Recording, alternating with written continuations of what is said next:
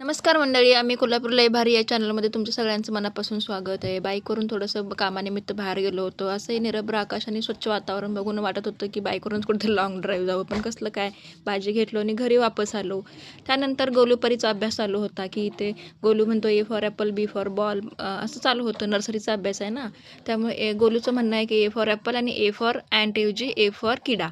आता परी आणि गोलूचं दोघांचं भांडण चालू होतं की मी अभ्यास करणार, तू अभ्यास करणार. गोलू हा आपल्या परीचं बुक्स काढून घेतो, परी आपल्या गोलूची बुक्स काढून घेते. हे त्यांचं नेहमी चालतच असतं, याचं काय वाद नाही. हे काय आहे?